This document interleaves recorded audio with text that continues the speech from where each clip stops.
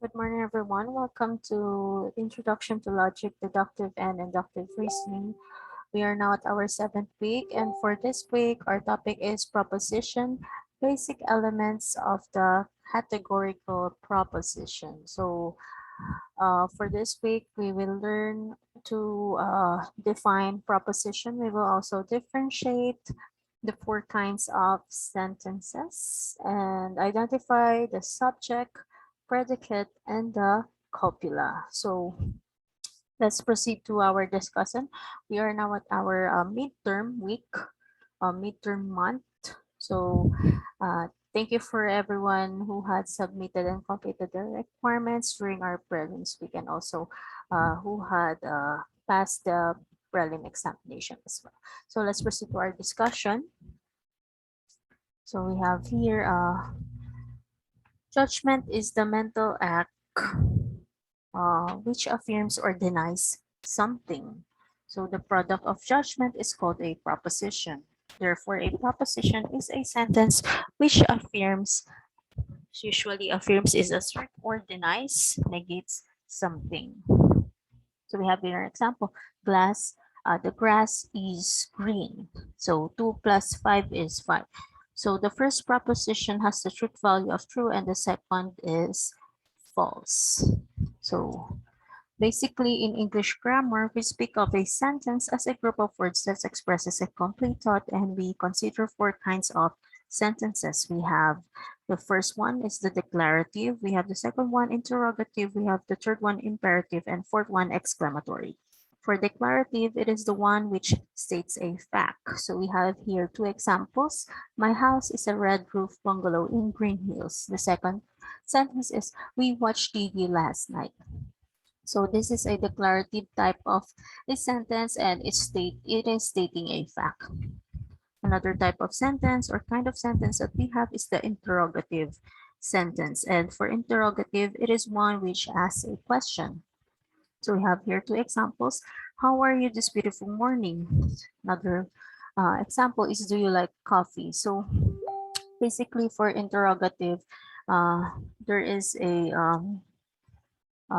question and of course the question mark as well. And the third kind of sentence is the imperative. So for imperative, which makes a request or gives a command. So this one we have, please send me some sampaguita plants. And another example is, build the more stately mansions, oh my soul. So we could see that this sentences is an imperative because it is requesting. And the fourth kind of sentence is exclamatory. This is one that expresses a strong feeling. So we have two examples here. What a lovely thing to say. And another sentence is, hey, there's no more popcorn. So these are basically the four kinds of sentences: declarative, interrogative, imperative, and exclamatory. So we have also basic elements of the categorical proposition. So this the categorical of or attribute proposition has a subject predicate relationship. Its subject is affirmed or denied by the predicate, and its basic elements therefore are the subject, the predicate, and the copula. So we have here an example. um, so again, the basic elements of categorical proposition is the subject, the predicate, and the copula. So we have here an example. The story he told is apocryphal. So in the sentence, the subject is the story, the copula is, and the predicate is apocryphal. Another sentence that we have is, Shakespeare is England's greatest dramatist. So the subject is Shakespeare, and sorry for that. And the copula is the word is, and England's greatest dramatist is the predicate. So basically the subject is the one spoken of, the one about whom or of which something is affirmed or denied. In most cases, the grammatical subject with the logical subject. In some instances, however, it does not. We ought to give the Boy Scouts award to Arturo. The grammatical subject is we, but in most cases, the logical subject would be the one to whom should give the Boy Scout Award. So this is another example. So I will show you some videos regarding about the four kinds of sentences. Again, declarative, interrogative, and imperative, and exclamatory for you to be able to understand further, and also the basic elements of categorical proposition. There are four types of sentences: declarative sentence, imperative sentence, interrogative sentence, exclamatory sentence.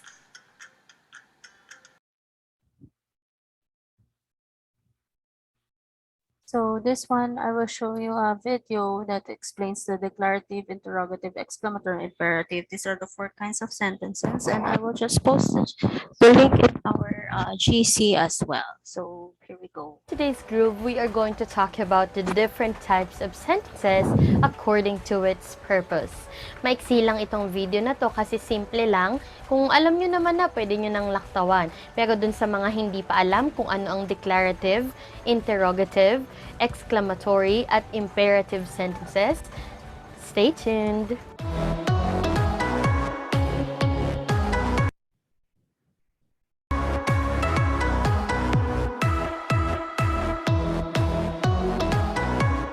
We know that a sentence is a group of words that expresses a complete thought.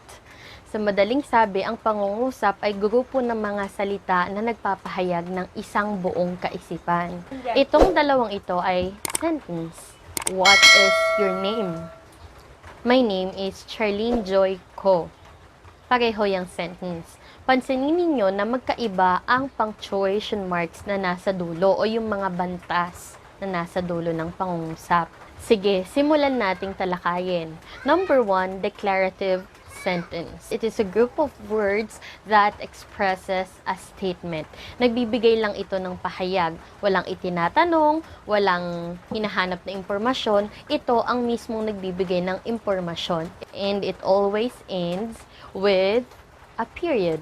Example, I love you. Sa Tagalog, mahal kita. The mother is with her daughter. Kasama ng nanay niya ang kanyang anak.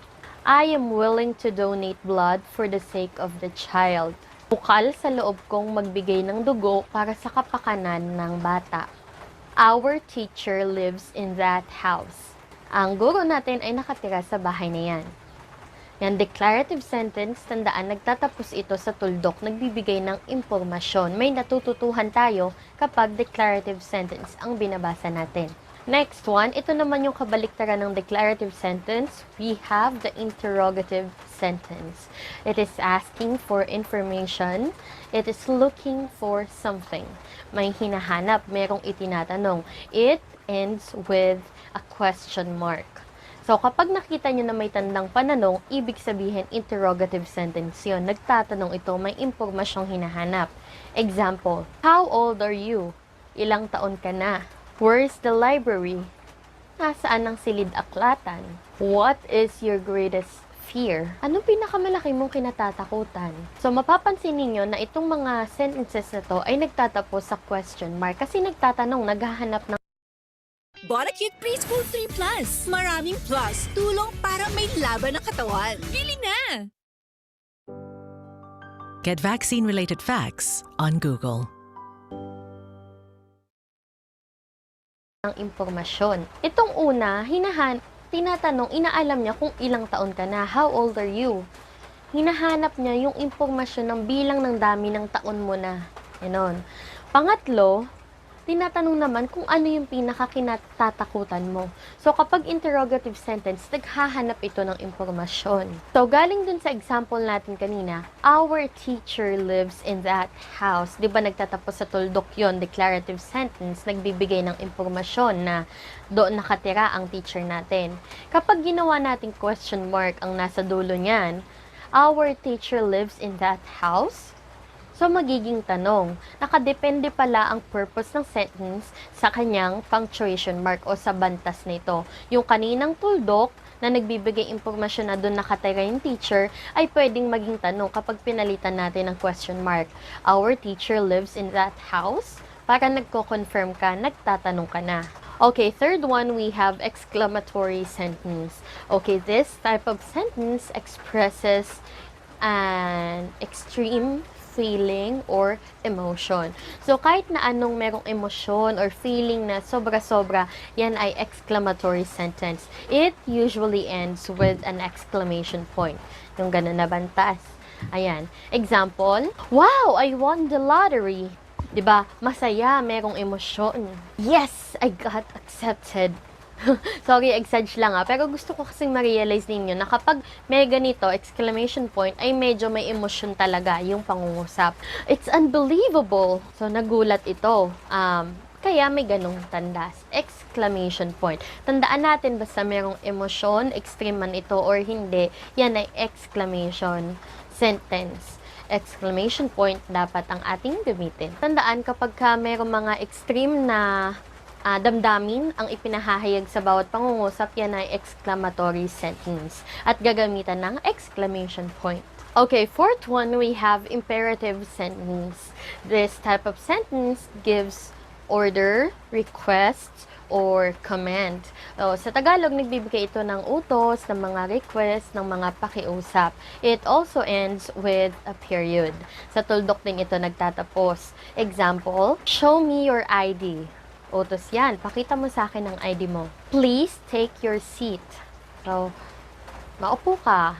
Pakiusap, umupo ka. Sa tuldok yan nagtatapos. Kindly fill out this form. Paki-fill up pa naman ito. Sa tuldok yan. Kapag nag-uutos o kaya humihiling, ang dapat na gamitin natin ay tuldok dahil yan ay imperative sentence. Ayan, mapapansin natin na sa imperative sentence, gumagamit tayo ng kindly saka please. Tandaan na ginagamit natin itong dalawang salita na to para magmukhang mas magalang. 'Di ba? Pero huwag na huwag pagsasamahin sa iisang pangungusap kasi hindi tama 'yun. Pagka sinabi mo na kindly fill out this form please, redundant yun. Kumbaga paulit-ulit, dapat kindly fill up this form o kaya naman ay please fill out this form. Ganun lang, hindi dapat pagsamahin ang kindly saka please. Saka dapat pala kapag nagsasalita tayo, no, bilang tao, lagi tayong masanay na gumagamit ng please kasi at saka yung pakiabot, pakikuha, ganyan. Kasi parang mas mukhang magalang, saka mas mukha tayong rumirespeto sa taong inuutusan natin or pinaghihingaan natin ng pabor. Okay, ano pa ba? It's quiz time. Ang gagawin nyo lang, tutukuyin nyo kung ito ba ay declarative, interrogative, exclamatory, or imperative sentence. Babasahin ko ang mga items. Number 1, I believe that is the best option for you. Number 2, may I know what have I done wrong? May I know what have I done wrong? Number 3, please close the door. Please close the door. And para sa items number 4 at number 5, magpapakita ako ng pictures at gawan nyo ng pangungusap. Kahit na anong uri ng pangungusap, gawan ninyo na tungkol sa picture na to, number 4, at sa picture na to, number 5. This is an example. This is a video discussion regarding about the 4 kinds of sentences. Once again, declarative, interrogative, exclamatory, and imperative. Now, I will show you another video with regards to our subject, predicate, and the copula, which are the basic elements of the categorical proposition. Categorical propositions can be either affirmative or negative. On the one hand, a proposition is affirmative if the copula of the proposition does not contain a negation sign not. Example, some students are brilliant.